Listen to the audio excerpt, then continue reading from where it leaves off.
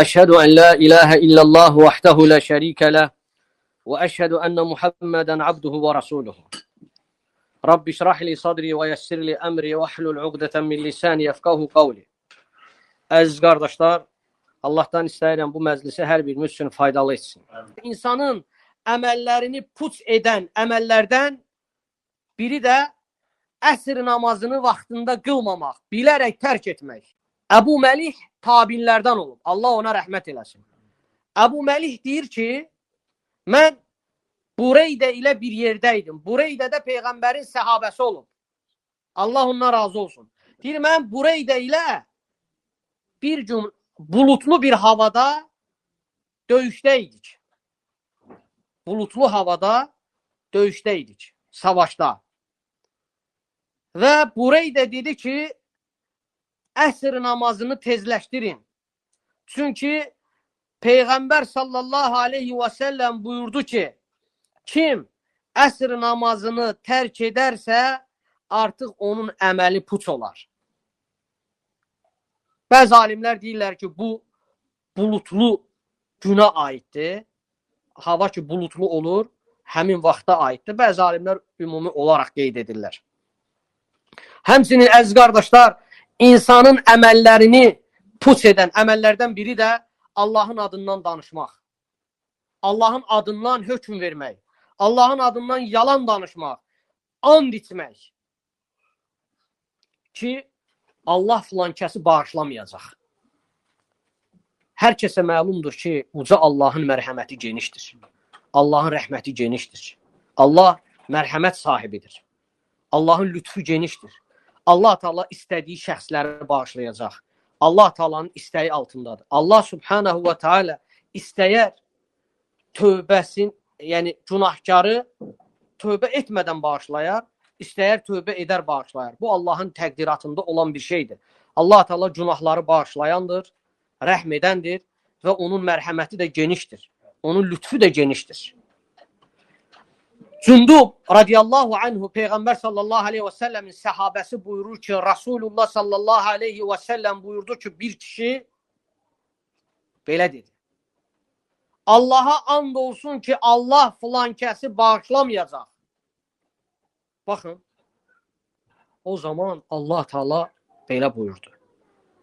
O kimdir mənim adımdan hökm verən, and içən ki, mən filankəsi bağışlamayacam. Və buyurur ki, artıq mən o filankəsi bağışladım, sənin əməlini isə puç etdim. İnsan qorxmalıdır. İnsan Allahın adından danışanda, Allahın göndərdiyi 7 qat səmanın üzərindən göndərdiyi şəriət adından danışanda qorxmalıdır, ehtiyat etməlidir, çəkinməlidir. Peyğəmbərə ayələr nazil olanda dəvənin ayaqları yerə çökərdi. Onun o təsirindən, əzəmətindən. İndi kim necə istəyir Allahın şəriəti barəsində rahat sağa, sola ona hökm verir, buna hökm verir. Harada gəldi, üzr istəyirəm, çayxanada, hara gəldi, Allahın şəriəti əzəmətli, ali, ən hər şeydən ucadır. Bu, Allahın şəriətini, bu şəriəti öyrənən mütəxəssislər danışmalıdır. Və onlar da Allahın qarşısında cavab verəcəklər. Hər kəs hökm verə bilməz. Kimə gəldi? Allahın adından fikir verin. Peyğəmbər sallallahu aleyhi və səlləm necə vurğulur? Allah onu bağışlamayacaq. Bunun əməlini puç edəcək. İnsan qorxmalıdır, ehtiyat etməlidir. Necə gəldi, nətər gəldi? Bu dil balaca bir ət parçasıdır. Nə cür istəyirsən, necə istəyirsən danışa bilərsən. Amma bil ki, bütün danışıqlarının hamısını mələklər yazır. Mələklər hamısını qeydə alır. Sabah sənin önünə, qarşına qoyulacaq. İnsan Allahdan qorxmalıdır. Və həmçinin əziz qardaşlar, insanın əməllərini puç edən əməllərdən Allahın rəsuluna, sevgili peyğəmbərinə həm söz və həm əməl ilə əziyyət vermək. Həm əməl ilə peyğəmbərin vaxtındaydı. Lakin söz ilə ta qiyamətə qədər əgər kim Allah rəsulunun ünvanına, onun haqqına hər hansı bir xoşa gəlməz, nalayiq bir söz deyərsə, mütləq onun etdiyi əməllər Allah dərgahında batil olacaq, puç olacaq. Baxın Allah Teala Muhammed surəsində nə deyir? Ya eyyuhellezine amanu atiullaha və atiur rasul və la tubtilu a'malakum. Ey iman gətirənlər, Allaha itaət edin. Rəsula, peyğəmbərə itaət edin və əməllərinizi puç etməyin. Çünki o peyğəmbəri göndərən Allahdır, onu seçən Allahdır. Və onun əməlləri, onun buyruqları İslamda ikinci məsdərdir. İnsanların onun buyruqları ilə əməl etməsi mütləqdir. Əksi halda, əgər peyğəmbərin buyurduqlarını insan qəbul etmirsə, istər alim olsun, dırnaq arası alim. Yəni Allahın rəsulunu qəbul etmirsə, onun sözlərini, kəlamlarını səhih, təbii ki, səhih mənbələrdə varid olanları qəbul etmirsə, kitablar da yazsa, xütbələr də versə, moizələr də danışsa, seminarlar da keçirsə, Allah qatında puçdur. Heç bir dəyəri yox. Fikir verin. Ənəs, Peyğəmbər sallallahu aleyhi və səlləmin səhabəsi deyir ki, lə tərfəu əsvətəkum fəvqə savtin nəbi. Hücurat surəsinin ayəsidir. Deyir ki, Peyğəmbərin səsindən yüksəyə siz səsinizi qaldırmayın. Bu ayə nazil olduqda, bax bu ayə, Ənəs deyir, Peyğəmbərin səhabəsi. Deyir ki, siz səsinizi Peyğəmbərin səsindən yüksəyə qaldırmayın. Deyir ki, Səbit İbn Qeys, Peyğəmbərin səhabəsi, bu ayə nazil olduğu zaman evinə çəkilir. Oturur evində. Və deyir ki, artıq mənim əməllərim puç oldu. Və mən artıq cəhənnəm əhlindən oldum. Və özünü Peyğəmbərdən uzaqlaşdırır və özünü evə həbs edir. Və qanı qara bir vəziyyətdə.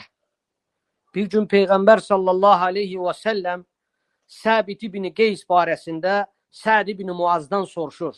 Ey Səd, Səbit haradadır? Səd də deyir ki, ya Rasulallah, o mənim qonşuluğumda yaşayır. Mən onun heç bir şikayət etdiyini eşitmədim. Yəni qonşuluğumdadır, heç bir şikayətini eşitməmişəm. Və Səd radiyallahu anhu Səbitin yanına gedərək Peyğəmbərin onun soruşması barəsində ona xəbər verir ki, Rasulullah soruşdu. Baxın, nə deyir Səbit? Deyir ki, bu ayə nazil oldu, hansı ki, yuxarıda keçən ayə, Hücurat surəsinin ayəsi. Siz səsinizi Peyğəmbərin səsindən yüksəyə qaldırmayın. Deyir, bu ayə nazil oldu və siz bilirsiniz ki, mənim səsim artıq Peyğəmbərin səsindən yüksək çıxır. Təbiət baxımından Səbit ibn Qeysin səsi gürültülü çıxan bir insan idi. Səsi xilqət baxımından. Allah Teala onun fitrətində səsi yüksək tonla çıxırdı. Gürültülü çıxırdı səsi. Və bu da özü özündə elə düşünür ki, bunun səsinin yüksək tonla çıxması, bu ayə nazil olanda artıq mənim səsimin yüksək çıxması mən Peyğəmbərə qarşı hörmətsizlik etmişəm və mənim əməlim puç olub və mən cəhənnəm əhlinənəm. Və özü özündə belə qiyas edib, düşünüb. Və belə düşündüyünə görə Səd Peyğəmbər sallallahu aleyhi və səlləmə bu məlumatı çatdırır. Deyir ki, ya Rasulallah, Səbit belə deyir ki, mənim səsim Peyğəmbərin səsindən yüksək çıxır və mən artıq cəhənnəm əhlindənəm. Səhabənin Peyğəmbərə olan ehtiramına baxın. Ona olan sevgisinə baxın. O xilqət baxımından Allah Teala bəzi insanların səs tonunu yüksək yaradılıb. Səslərinin tonu biraz yüksək çıxır, biraz gürültülü çıxır. Bu özü özündə elə düşünüb ki, Peyğəmbərin səsindən bunun səsinin tonu yüksəkdir və bu artıq bu ayə nazil olanda özü özündə düşünüb ki, artıq bu cəhənnəm əhlindən. Rasulullah sallallahu aleyhi və səlləm buyurur ki, xeyr, o cənnət əhlindəndir. Sağlığında cənnəti qazanır. Baxın, görün nə qədər Rasulullah'a qarşı sevgisi, məhəbbəti, hörməti, ehtiramı var. Elə zənn edir ki, səsinin yüksək tonla çıxması, o gürültülü səsinin çıxması həmin bu ayə ilə Peyğəmbərin səsindən yüksəyə qaldırıb səsini. Ona görə insan, əziz qardaşlarım, Peyğəmbərin səhih hədisləri söylənildikdə, Peyğəmbərin hədislərini heçə sayırsa, o özünü ilahiyyətçi adlandırsa da, dinşünas adlandırsa da, dində bilgili şəxs adlandırsa da, Peyğəmbərin hədislərinə, Peyğəmbərə qarşı hər hansı bir hörmətsizlik etsə, Allah Teala onun əməllərini puç edəcək.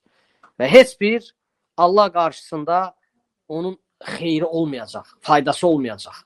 Məhz Allahın sevgili Peyğəmbərinə qarşı olduğuna görə. Həmçinin dəyərli qardaşlar, insanın əməllərini puç edən əməllərdən biri də Allahın pak şəriətində yenilik çıxartmaqdır. Allah Teala təsəvvür edin, 7 qat səmanın üzərindən şəriəti göndərib, pak şəriəti və kim bu şəriətdə sonradan hər hansı bir əməli ortaya qoyursa, mütləq o əməl qəbul olunmayacaq, geri çevriləcək. Baxın, Peyğəmbər sallallahu aleyhi və səlləm İmam Müslimin rəvayət etdiyi hədisdə və həmçinin Buxaridə rəvayət edib. Buyurur ki, kim bizim bu işimizdə, yəni bu dinimizdə ondan olmayan bir əməli edərsə, yenilik çıxararsa, o mütləq o rədd olunacaq, geri çevriləcək. Başqa bir hədisdə fikir verin. Peyğəmbər sallallahu aleyhi və səlləm buyurur ki, kim bir əməl edərsə, o əməl bizim gətirdiyimizdə olmazsa, o mütləq rədd olunacaq. Yəni kim Allahın şəriətində olmayan hər hansı bir əməli, yeniliyi, bidət əməlini edərsə, o əməl ondan rədd olunacaq, qəbul olunmayacaq. Və həmçinin əziz qardaşlar, insanın əməlini puç edən əməllərdən biri də müminin qətlinə, ölümünə sevinməkdir. Əgər bir insan bir mümini, bir müsəlmanı öldürərsə və onun ölümünə sevinərsə, Allah Teala onun nə fərzini, nə də nafilə ibadətini qəbul etməyəcək öz dərgahında. Yəni, bir şəxs bir müsəlmanı öldürür, qətl edir və onun qətlinə sevinir, Allah Teala ondan qəbul etməyəcək. Nə onun vacib əməllərini, nə də ki, onun nafilə ibadətini qəbul etməyəcək. Ona görə müminin qətlinə, müminin ölümünə sevinmək olmaz. İnsan özü bilmədən əməli puç olar. İnsanın əməllərini puç edən əməllərdən biri də falçıların yanına getməkdir. Baxıcıların yanına getmək. Və kim falçının yanına gedərsə, mütləq onun əməli batil olacaq. Necə ki, Rasulullah sallallahu aleyhi və səlləm öz səhih hədisində buyurur ki, kim falçının yanına gedərsə, qeybdən iddia edən bir şəxsin yanına gedərsə və ondan hər hansı bir şey soruşarsa və onun 40 gün ibadəti qəbul olmaz. Allah Teala onun 40 gün ibadətini qəbul etməz.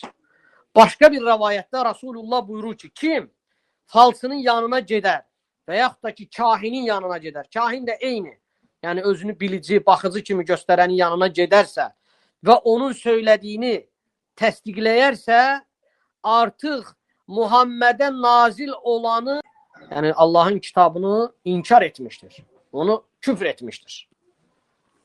Ona görə dəyərli qardaşlar, insan bilməlidir ki, əgər hər hansı bir baxıcının yanına getmək insanın əməlini puç edir, batil edir.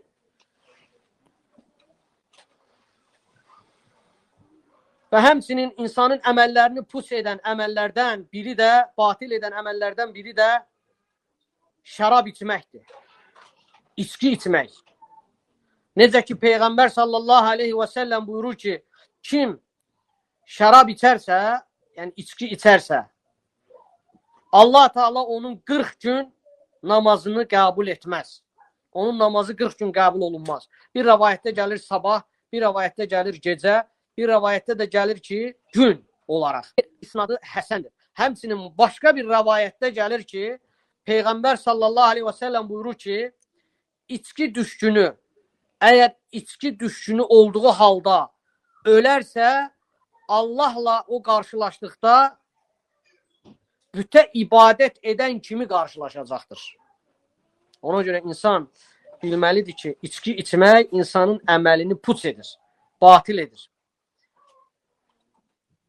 Allahdan istəyirəm, əziz qardaşlar, bizim hər birimizi eşidib faydalanan bəndələrindən etsin. Allah Teala bizim günahları bağışlasın. Allah Teala bizim bütün əməllərimizi Allah dərgahında qəbul olunan əməllərdən etsin və batil olunan əməllərdən etməsin. Allah Teala bizlərin valideynlərinə rəhm eləsin, onların günahlarını bağışlasın. Allah Teala dünyada zülmə məruz qalan bütün müsəlman bacı və qardaşlarımıza kömək olsun və Allah Teala bütün zülmə məruz qalan və zülm altında olan müsəlmanların bütün sıxıntılarını, kədərini, dərdini aradan qaldırsın. Sallallahu alə nəbiyyina Muhammedin və alə alihi və sahbihi əcməin. Subhanəkallahumma və bihamdik. Əşhədu ən la ilahə illə əntə əstəğfiruka və ətubu ileyk.